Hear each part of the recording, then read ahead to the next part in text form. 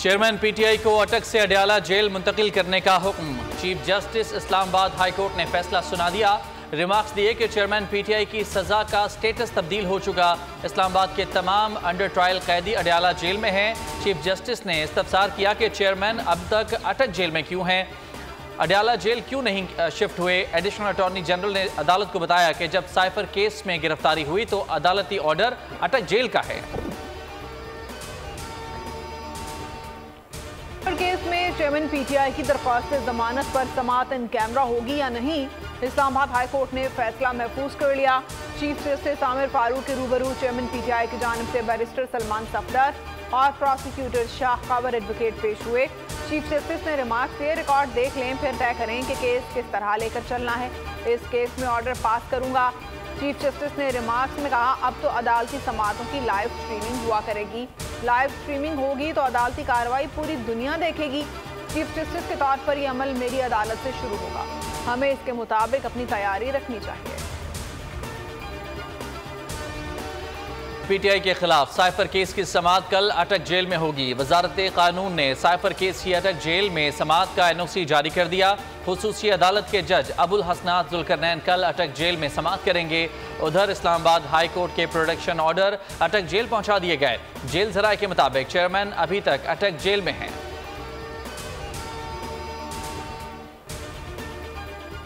नवाज शरीफ की वतन वापसी कानूनी हिकमत अमली तय। लाहौर हाई कोर्ट से जमानत ली जाएगी। इस्लामाबाद हाई कोर्ट में सरेंडर की दरख्वास्त दायर होगी। लीगी क़यादत और कानूनी टीम ने हिकमत अमली तय कर ली। चौधरी शुगर मिल्स में जमानत के लिए मुतफरक दरख्वास्त दी जाएगी। नवाज शरीफ हिफाजती जमानत के अगले रोज सरेंडर करेंगे। इस्लामाबाद हाई कोर्ट ने उन्हें एवन फील्ड अल अजीजिया केस में इश्तहारी करार दिया था।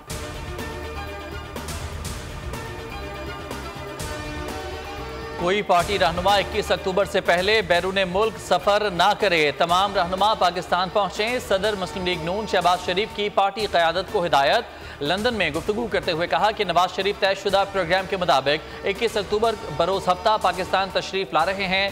पूरी कौम उनका फ़कीदुल मिसाल इस्तकबाल करेगी।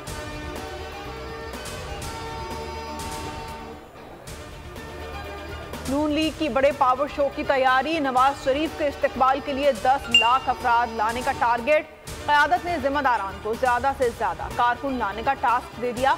मरीम नवाज ने इस्तकबालिया के लिए कोऑर्डिनेशन कमेटियां बना दी। तमाम कमेटियां 30 सितंबर को रिपोर्ट मरीम नवाज को पेश करेंगी। 21 अक्टूबर के पावर शो की कामयाबी के लिए मरकजी रहनुमाओं को भी जिम्मेदारियां सौंप दी।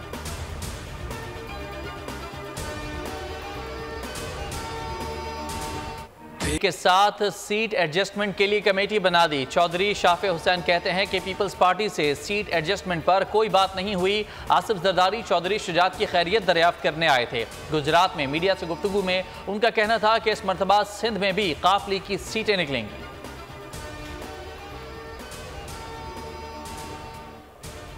कमीशन की कमेटियों ने इब्तदाई हल्का बंदियों पर काम मुकम्मल कर लिया। नई हल्का बंदियों में कौमी और सूबाई असम्बली की मौजूदा नशिस्तें बरकरार रहेंगी।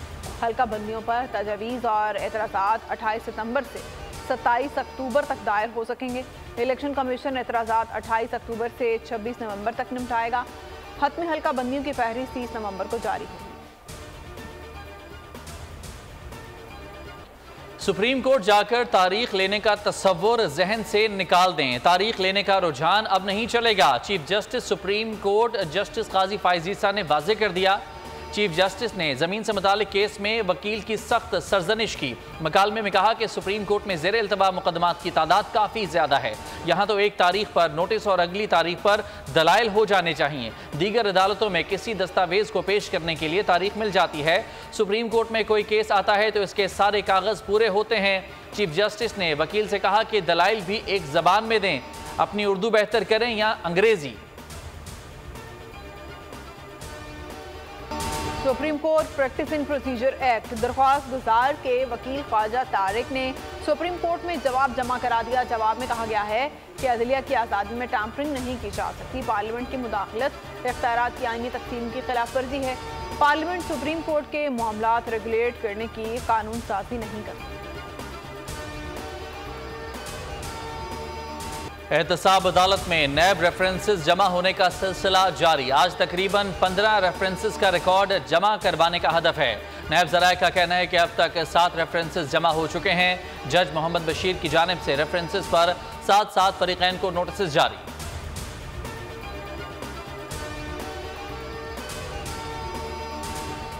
कमीशन का मामला एक बार फिर ताखीर का शिकार। चेयरमैन पीटीआई असद उमर और फवाद चौधरी पर कल फर्द जुर्म आयद नहीं हो सकेगी।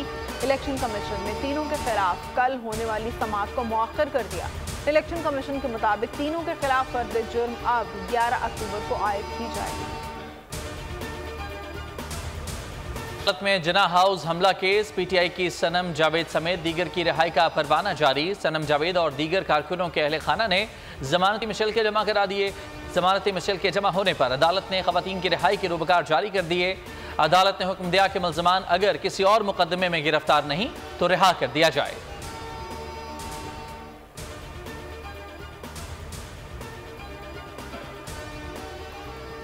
किसी को कानून हाथ में लेने की इजाजत नहीं दी जा सकती। आर्मी चीफ के क्रिश्चियन कम्युनिटी के वक्त से मुलाकात के दौरान गुफ्तगू।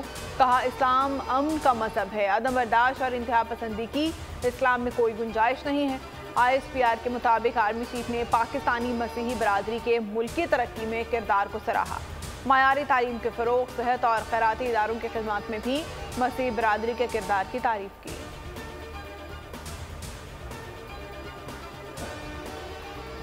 इंतजामी इक़दाम ने रुपए को डॉलर के मुकाबले में मजबूत किया। मजबूत इशारियों ने महंगाई में कमी की। निगरान वज़ीर आज़म से लंदन में कैपिटल एंड फाइनेंशियल मार्केट के सीनियर रहनुमाओं की मुलाकात। वज़ीर आज़म ने वफ़द को पाकिस्तान के मौजूदा माशी मंजरनामे से आगाह किया।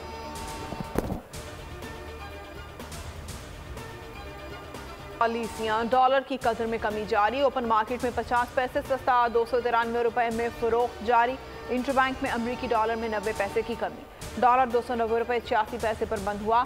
जुमे को डॉलर 291 रुपए 76 पैसे पर बंद हुआ था। जुमे को डॉलर 291 रुपए 76 पैसे पर बंद हुआ। 14 रोज में डॉलर 16 रुपए 40 पैसे सस्ता हो चुका है। स्मगलिंग रोकने के लिए हुकूमत की नई दरामदी पॉलिसी तैयार। मखसूस मशीनरी पर 10% इजाफी ड्यूटी लगने का इम्कान। गाड़ियों, मशीनरी, टायर और चाय की पत्ती के लिए नई पॉलिसी बनाई जाएगी। इलेक्ट्रॉनिक सामान के इम्पोर्ट पर ड्यूटी और टैक्स में तब्दीली का इम्कान। वजारत तिजारत, खजाना और FBR ने मुश्तरका मनसूबा शुरू कर दिया। अफगान ट्रांजिट ट्रेड के लिए नया स्कैनिंग तरीकाकार तरतीब दिया जाएगा। सिंध में गैर कानूनी मुआशी सरगर्मियों के खिलाफ क्रैकडाउन। ज़ख़ीरा अंदोजों के गिरद घेरा तंग। पेट्रोल, चीनी, गंदम, खाद समेत दीगर अशिया खुरनोश बरामद कर ली।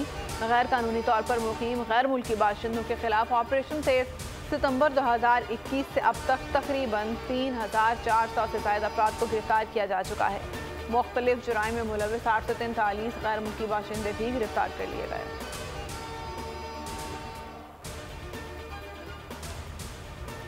रिपोर्ट जो सबसे ज़्यादा मैटर करती है, जो 10-12 दिन में आएगी, वो रिपोर्ट की बुनियाद पर हम फैसला कर सकते हैं कि एक्चुअली कौन रिस्पॉन्सिबल है। वो मेडिसिन को बैन कर दिया है और जो भी वो डिस्ट्रीब्यूटर थे और जिधर से वो मसला था सारा का सारा, वो ऑलरेडी इन्वेस्टिगेट कर रहे हैं। FIR रजिस्टर हो गई है, रेड्स हो रही हैं। जो एक्चुअल लोग हैं वो हमें उस रिपोर्ट के बाद अंदाज़ा हो जाएगा और इंशाल्लाह ताला अगर अल्लाह ताला ने चाहा तो वो ज़रूर फिक्स होंगे। हमें पहले देखना है कि वो इंजेक्शन में मसला था या आगे ट्रांसपोर्टेशन में जब उन्होंने किया वो मसला था। जितने भी लोग हैं जो इस चीज़ से सफ़र कर रहे हैं, पंजाब गवर्नमेंट उनका इलाज फ्री में करा रही है। पंजाब में वेस्टर्न इंजेक्शन से 68 अफराद मुतासर हुए। 7 से 8 अजला के मरीज शामिल। लाहौर में 20 से ज़ायद मरीज रिपोर्ट हुए। तहकीकाती कमेटी ने जांच शुरू कर दी। पंजाब में DTL और पाकिस्तान भर में ड्रैब के छापे जारी। 2 सप्लायर्स के खिलाफ FIR दर्ज। मुतासरा अजला के ड्रग इंस्पेक्टर्स के खिलाफ भी कार्रवाई का आगाज। लाहौर में ड्रैब का सूबाई ड्रग हुकाम के हमरा डिस्ट्रीब्यूटर के दफ्तर पर छापा। वेस्टर्न इंजेक्शन की भारी मकदार बरामद कर ली। हारूनाबाद में भी जाली इंजेक्शन का केस सामने आ गया। रिटायर्ड पुलिस इंस्पेक्टर राना हाकिम ने बहावलपुर से 3 रोज पहले इंजेक्शन लगवाया था, जिससे बिनाई चली गई। निगरान वज़ीर आला मोहसिन नकवी कहते हैं कि जब तक लैब की रिपोर्ट नहीं आती 2 हफ्ते तक इंजेक्शन की फरोख्त बंद कर दी है। ये इंजेक्शन उसका जो असल इस्तेमाल, जो अप्रूव्ड इस्तेमाल है, वो उसका कैंसर्स में है। और वो कैंसर के लिए यूज़ होता है। लेकिन ऑफ लेबल यूज़ जो देखा गया है कि ये आँख की पुतली जिनकी मुतासर हो जाती है शुगर के मरीज़ों की, तो उसमें इसका कुछ अफादियत देखी गई है। आंखों के इंजेक्शन का पहला केस कसूर में सामने आया, फिर लाहौर, मुल्तान, खानेवाल और शुजाबाद में केसेस रिपोर्ट हुए। निगरान वज़ीर आला पंजाब जावेद अकरम की बोल न्यूज़ से गुफ्तगू, कहा यह इंजेक्शन कैंसर के लिए इस्तेमाल होता है। इंजेक्शन गैर मायारी और जगह में अस्पतालों के कमरों में रीफिल हो रहा था। रीफिल करने के लिए लाइसेंस होना ज़रूरी है, जो इनके पास नहीं था। मुनाफाखोर 1.5 से 2 लाख रुपए कमा रहे थे। आज़ाद कश्मीर में सर्दी ने एंट्री दे दी। वादी नीलम में साल की पहली बर्फबारी, पहाड़ों ने बर्फ की सफेद चादर ओढ़ ली। रती गली झील के इलाकों में बर्फबारी का सिलसिला जारी। बाबून वैली और पतियां झील में भी बर्फबारी। इंतजामिया की बाबूसर टॉप पर सफर न करने की हिदायत।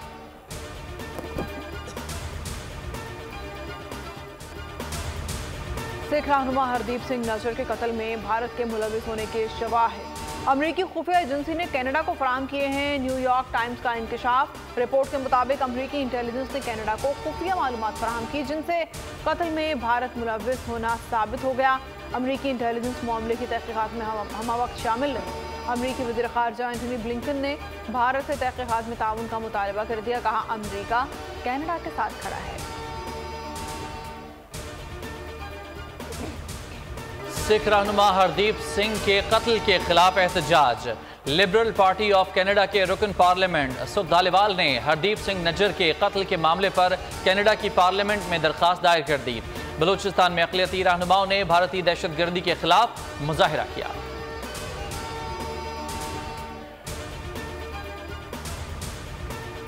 कनाडा ने भी भारतीय दहशतगर्दी अयां कर दी। पाकिस्तान में भी रॉ ने कार्रवाइयां की हैं। वफाकी वजीर मिशाल मलिक की गुफ्तगू, कहा रॉ ने 2 सिखों की यहाँ भी टारगेट किलिंग की। भारत की रियासती और इंटरनेशनल दहशतगर्दी बेनकाब हो चुकी है। RSS दहशतगर्द तंजीम है। भारतीय सरकार कश्मीरियों का खून बहा रही। दहशतगर्दी के नतीजे में हमारी फोर्सेज और आवाम ने कुर्बानियाँ दी हैं। मेरा नाम मोहम्मद हसनैन है। M हसनैन के नाम से मैं लिखता हूँ। ट्राईलिंगुअल हूँ, अंग्रेज़ी, उर्दू, हिंदी तीनों ज़बानों पर मुझे अबूर हासिल है। मैं सहाफ़ी भी हूँ और अपनी तंजीम की तरफ से वहाँ पे बच्चों को फ्री एजुकेशन देता था। मैं कानून पढ़ने वाले मुस्लिम तालिब इल्मों को CRPC वगैरह पढ़ाया करता था। इंडिया में एक प्रॉब्लम ये भी है कि अगर वो आपको टैकल नहीं कर पाते तो आपके अहले खाना को नहीं छोड़ते। मुझे ये वाज़ेह इशारे मिल चुके थे कि अगर तुम सीधे ना हुए ना तो हम तुम्हारे बेटे को उठवा लेंगे। आप मुझे बताइए, अगर किसी की एक ही औलाद हो क्या करें? इतना बड़ा नुकसान हम कैसे उठा सकते हैं? मोदी सरकार ने अक़लियतों के लिए भारतीय सरजमीन तंग कर दी। अक़लियतों से ताल्लुक़ रखने वाले अफराद ने दीगर ममालिक का रुख करना शुरू कर दिया। 2 भारतीय शहरी मोदी सरकार के जुल्म और सितम से तंग आकर भारत से पाकिस्तान पहुँच गए। मोहम्मद हसनैन और मोहम्मद इसाक अमीर ने पाकिस्तानी हुकूमत से अपील की है कि उन्हें पनाह दी जाए। हम जान बचाकर पाकिस्तान आए हैं, अगर हमें वापस भेजा गया तो मोदी हुकूमत हमें कत्ल करवा देगी।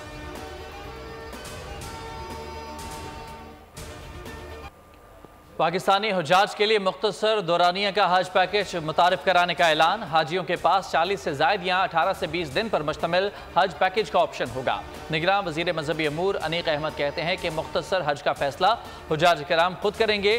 चेयरमैन कायमा कमेटी ने हिदायत की कि दौरानिया 30 दिन तक किया जाए। वज़ीर मजहबी अमूर ने कहा कि हज के इंतजामात क़ब्ल अज़ वक्त कर रहे हैं।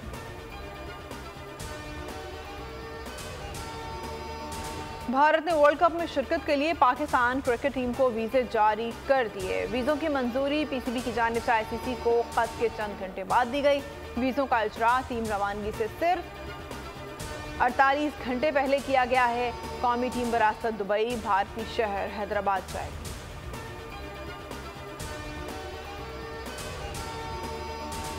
टीम में कोई ग्रुपिंग नहीं। वर्ल्ड कप में कौमी स्क्वाड से बहुत उम्मीदें हैं। इंशाल्लाह फतह हासिल होगी। चेयरमैन PCB ज़का अशरफ का बोल न्यूज़ को इंटरव्यू, कहा कि टीम मुकम्मल तैयार है। वर्ल्ड के बड़े खिलाड़ी शामिल हैं। एशिया कप में नाकामी की बड़ी वजह खिलाड़ियों की ज्यादा लीग क्रिकेट थी। 5 अहम खिलाड़ी लीग मैचेस खेलते रहे। मजीद कहा कि तमाम खिलाड़ी मुत्तहिद हैं और सब एक टीम बनकर चल रहे हैं। बाबर आजम को सबने सपोर्ट करना है। पूरी कौम की दुआएं हैं पाकिस्तान कामयाब हो। ट्रॉफी आएगी तो 1992 के बाद बहुत बड़ी कामयाबी हो।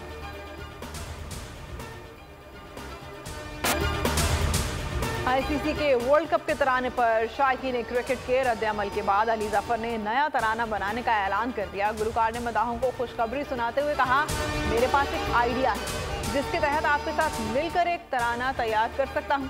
हम कोशिश करेंगे और अल्लाह हमारी मदद करेगा।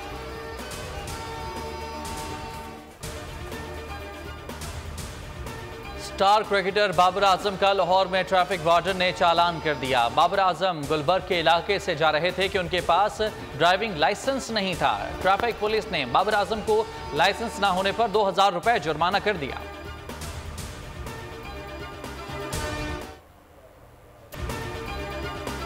पाकिस्तान सुपर लीग आइंदा बरस 8 फरवरी को शुरू होगी। ज़का अशरफ के ज़ेर सदारत इजलास में फैसला। इवेंट का फाइनल 24 मार्च को खेला जाएगा। कोई नई टीम शामिल नहीं होगी। 6 टीमें बरकरार रहेंगी। पाकिस्तान सुपर लीग का हतमी शेड्यूल अगली मीटिंग में तय होगा। PSL 9 के डिजिटल राइट्स की फरोख्त के लिए बोली होगी। हॉलैंड में कुरान पाक की बेहुरमती। सऊदी अरब और OIC की सख्त मजम्मत। सऊदी अरब का कहना है ऐसे घिनौने फेल नफरत और नस्ल परस्ती को हवा देते हैं। OIC जनरल सेक्रेटेरिएट का इश्तियाल अंगेज कार्रवाइयों के खिलाफ जरूरी काम करने का मुतालबा।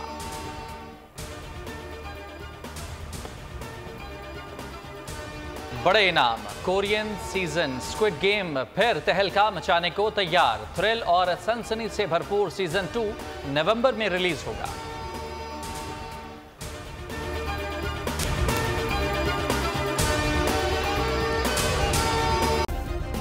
सब्सक्राइब करें और बेल दबाएं ताकि कोई खबर रह न जाए।